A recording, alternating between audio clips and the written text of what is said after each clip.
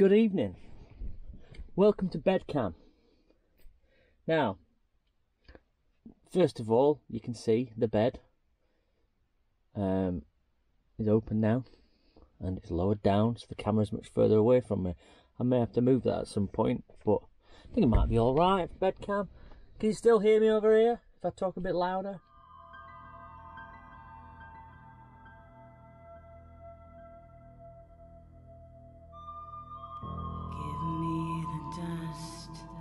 Of my father,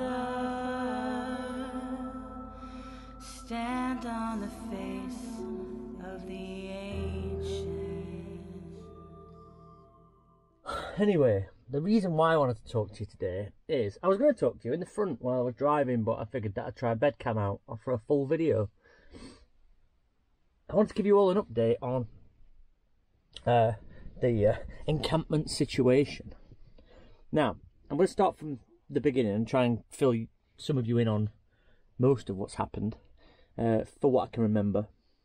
So, day of lockdown, start from there. Day of lockdown, I am in Stoke, and myself, Pixie and Unimpressed Jeff are sat watching Boris Johnson's announcement, and obviously I've got a child in Sheffield, so I wanted to be close to Sheffield, so I headed up to Derbyshire, where I stay all the time anyway, to a certain spot where I knew that I'd be safe and close to Sheffield.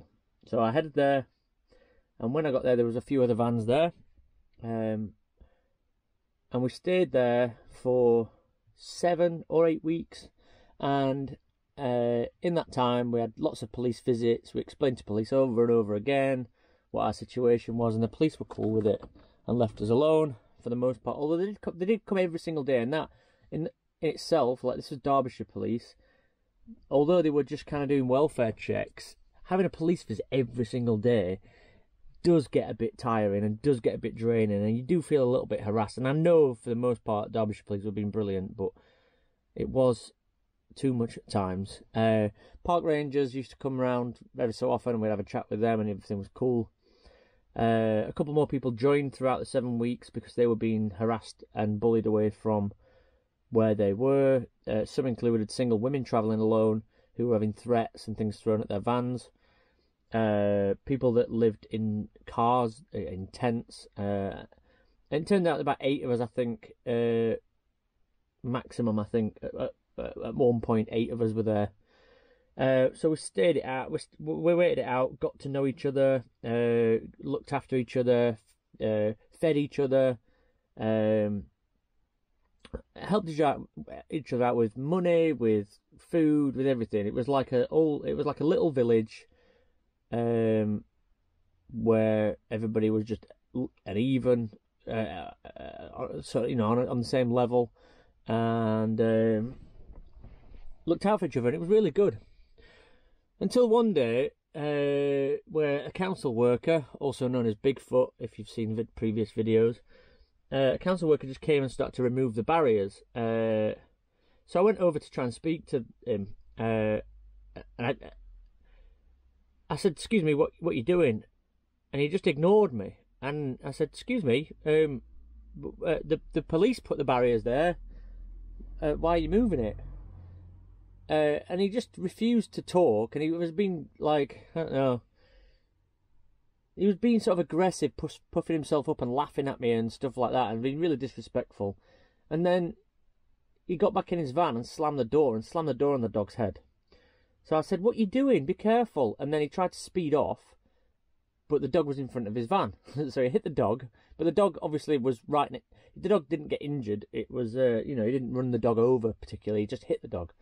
No, but the dog got out of the way and was uninjured. But then he sped off. And since that day, we've been harassed quite a lot more. And then to the point where there were some really strange letters left on our vehicles. It's not my vehicle. That day I wasn't there, but I'm talking about ours, in, you know, the collective sort of thing. But they weren't eviction letters. They were just sort of indirect threats sort of thing.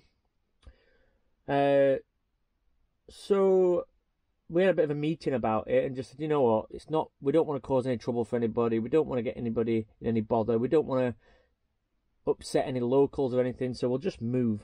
So we did. We just moved. We moved a few miles away to a secluded car park, which was further away from any village. We were away from any.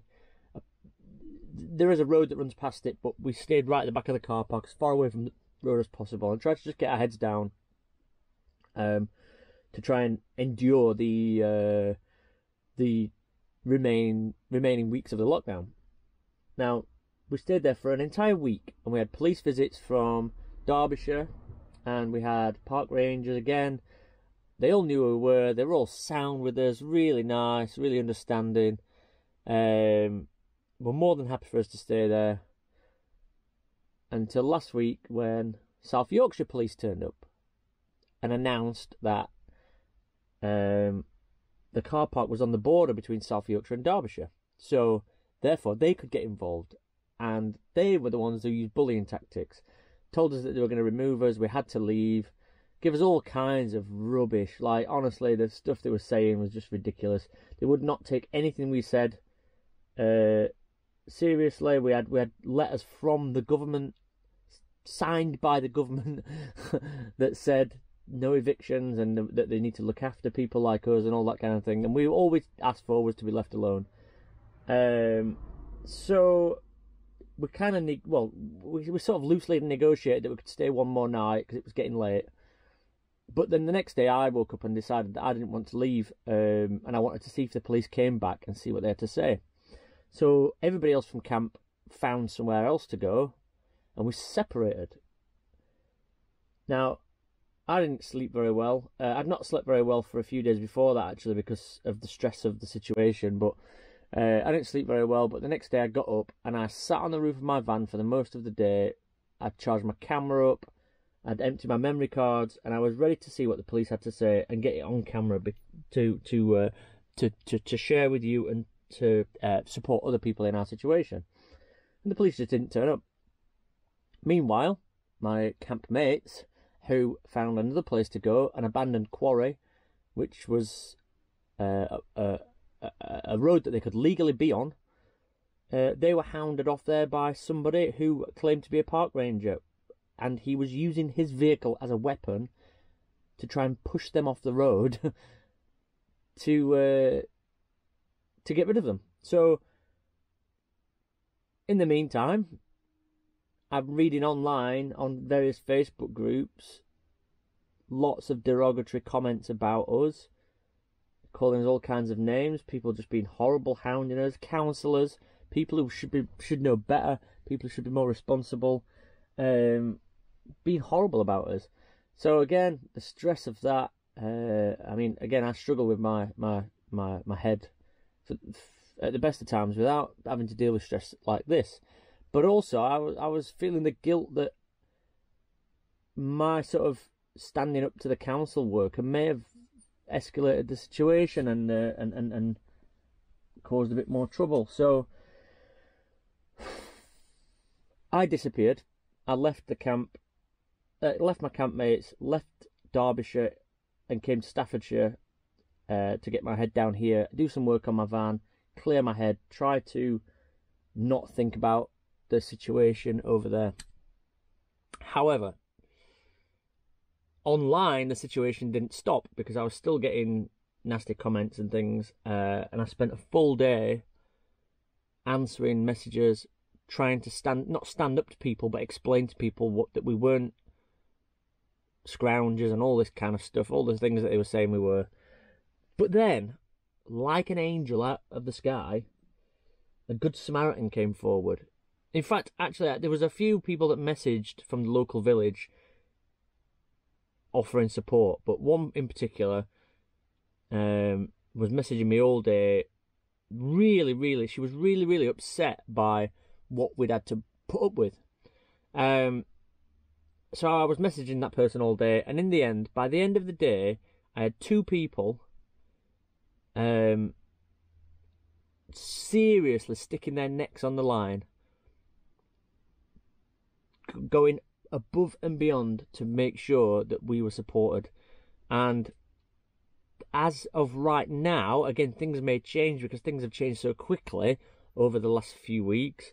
As of right now, I'm still in Stoke, but my friends are parked on private land with permission. They are having regular visits from local people of that area for support. I know that they're getting drunk with local people now, obviously social distancing and all that. We've been offered water, we've been offered places to put our rubbish, we've been offered showers, all that kind of stuff by local people of this town. The town where we'd originally spent 7 weeks trying to hide away the best we could and feeling so vulnerable, and feeling like we were a burden, feeling like we were unwelcome in that place. And it's strange how the one council worker caused us so much trouble and so much stress, but then that turned into a positive because people started to go, no, you can't, you can't treat people like that. Please, no, don't do that. But our village isn't about that. We don't treat people like that. And as of right now, my friends have been offered all these things, and even had now a pizza shop able to deliver to the spot where they are, which I think is the best thing about it. And I'm sure that my campmates, when I get back there, they will be telling me how happy they are that a pizza shop is now going to deliver to the private land that they are on. It's incredible. So it has been a roller coaster. We've had so many, obviously a lot more negatives than positives, but the positives now are outweighing in how they're making us feel, outweighing the negatives by a million miles. The kindness that we've been shown over the last 2 days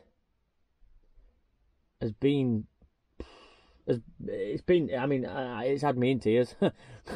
Believe me, like the kindness that we've been shown, even just messages of support. Never mind the people saying, right, I'm going to bring you this.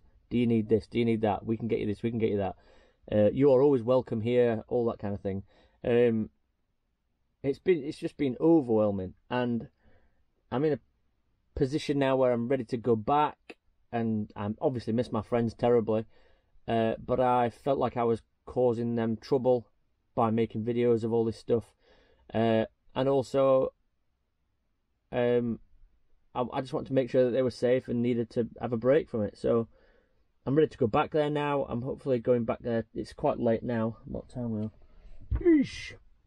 11:15.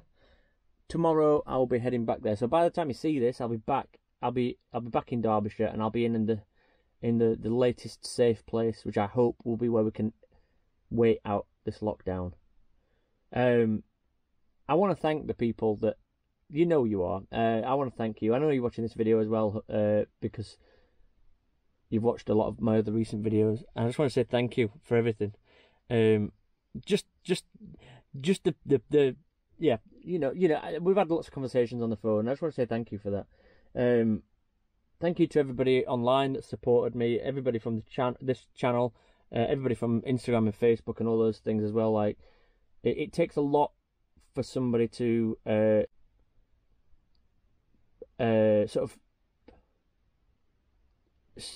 takes a lot for somebody to stand out from a crowd and say, well, actually, I don't agree with that. Actually, I don't think you should be doing that. I don't think you should treat somebody like that. It takes a lot, and I can't thank those people enough.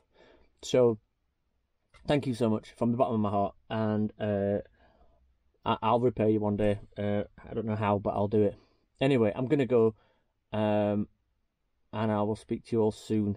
But hopefully that's a tasty update on what has gone on, and a positive, actually. Anyway, bye, Felicia.